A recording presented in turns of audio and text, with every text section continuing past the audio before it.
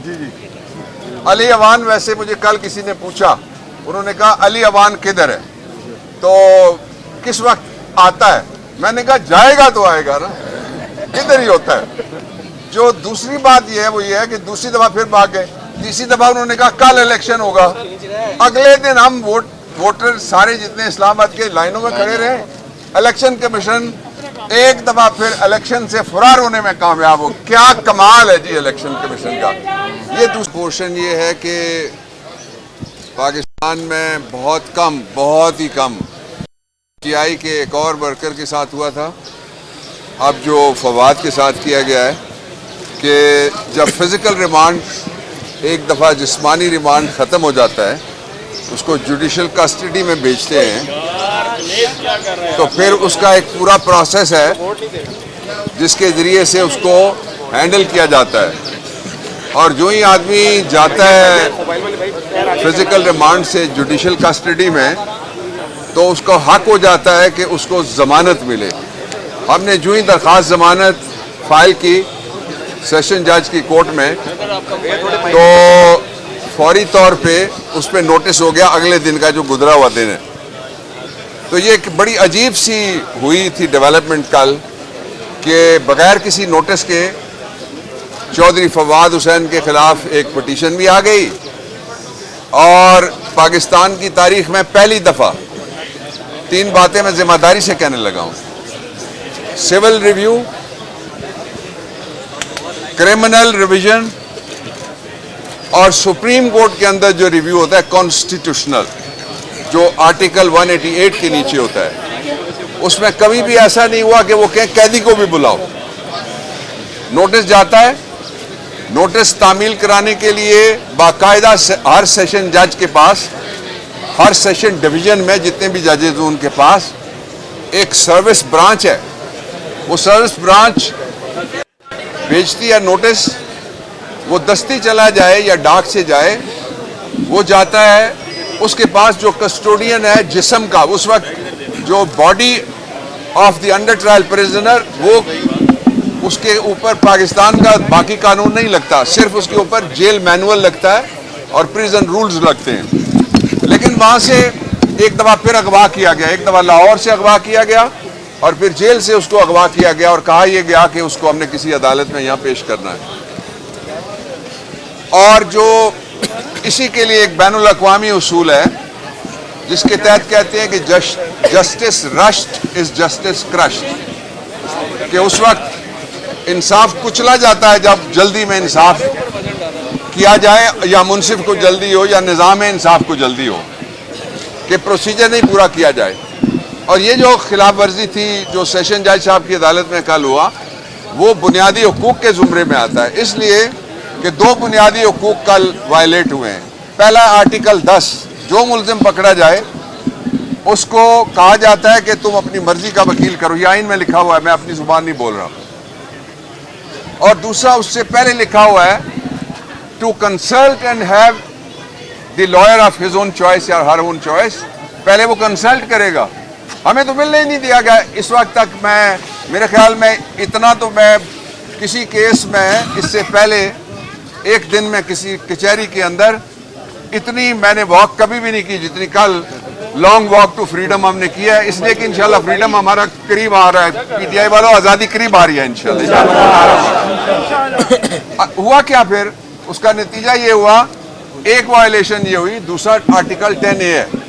जब मैं law minister था तो आर्टिकल 10A 6 महीने की बहस के बाद डाला था। उसमें लिखा हुआ है, 2 हिस्से हैं उसके, एक तो फेयर ट्रायल मिलना चाहिए, मुल्ज़िम इल्ज़ाम जो मर्जी हो। दूसरा उसमें लिखा हुआ है कि ड्यू प्रोसेस पूरा हो। ड्यू प्रोसेस क्या है? नोटिस जारी हो। ड्यू प्रोसेस क्या है? नोटिस देने वाला जाए। ड्यू प्रोसेस क्या है? नोटिस की सर्विस हो। ये ड्यू प्रोसेस थोड़ा ही है कि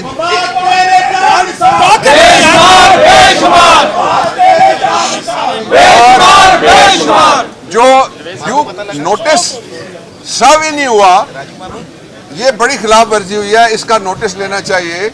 मैं सुप्रीम कोर्ट से नहीं कहता, जो मेंबर इंस्पेक्शन टीम होते हैं, MIT होता है, हर हाई कोर्ट में एक जज होते हैं, उनको नोटिस लेना चाहिए कि ये आइन जिस शहर में बना और आइन हफीज पीरजादा के बाद लॉ मिनिस्टर के दौर में आइन में सबसे बड़ी तरामीम हुई, सारा रीडू हुआ। वो चीख रहा है वहां खड़ा होकर ये बुनियादी हुकूक हैं, और आइन उसके ऊपर एक ताला भी लगा हुआ और एक जंजीर लगी हुई है, सरजमीने भी आइन बना दिया पाकिस्तान को। एक ये था, फिर कल इसका दूसरा एपिसोड शुरू होता है। 2 दफा हमें बताया गया कि फवाद को लाहौर ले जाया जा रहा है। एक दफा ले जाया गया, हमने कंफर्म किया, फिर पीटीआई वहां की एक्टिवेट हो गई, लॉयर्स हमने एक्टिवेट किए।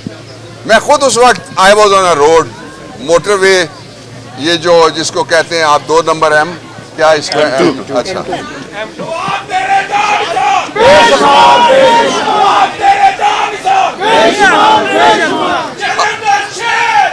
अच्छा,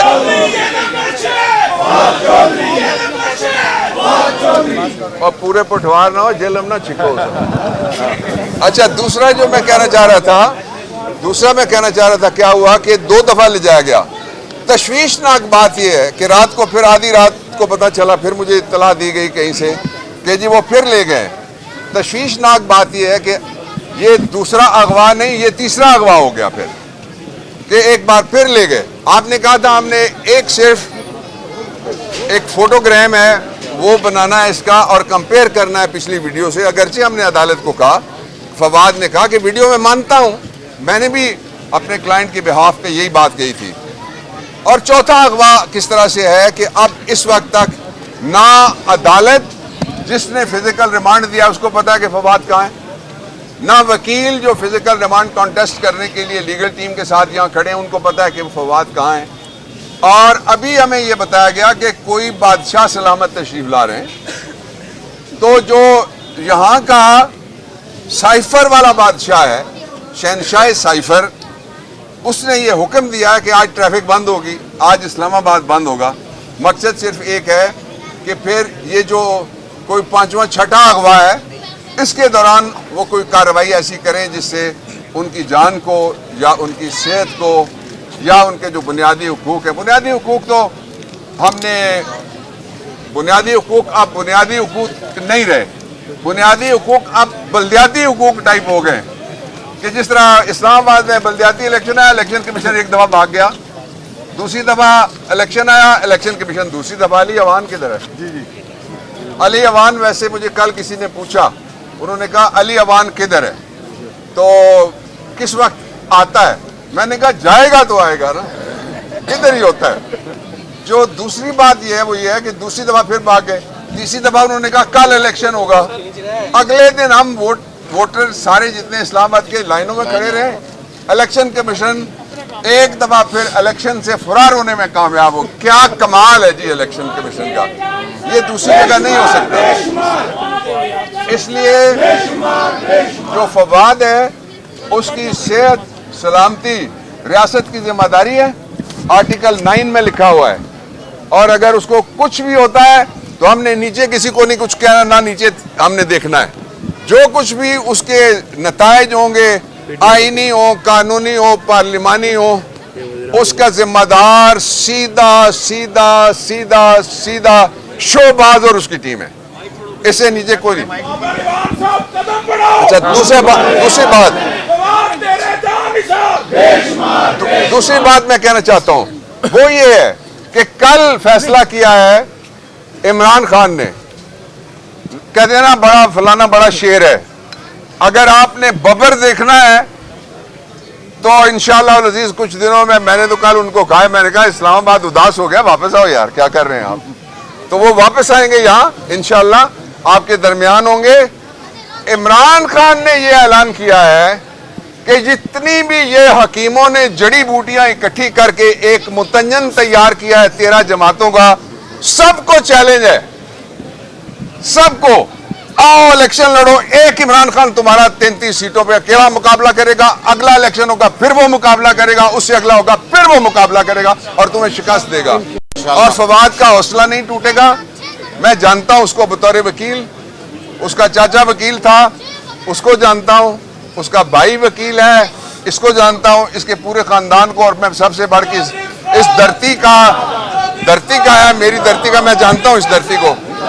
यहां से कोई मसूद महमूद नहीं निकलेगा इंशाल्लाह। और मैं मजम्मत करता हूं जो आइन की धज्जियां उड़ाई जा रही हैं, कानून की धज्जियां उड़ाई जा रही हैं और जो इंसानी हुकूक की धज्जियां उड़ाई जा रही हैं फवाद के केस में। और आपने देखा कि किस तरह उसको मुक्कों के साथ उसका सर नीचे करके गाड़ी में उसको फिट किया जाता है और किस तरीके से उसके मुंह पे कपड़ा डाला जाता है। ये काश कोई आइन होता तो मैं किसी आईनी इदारे से कहता,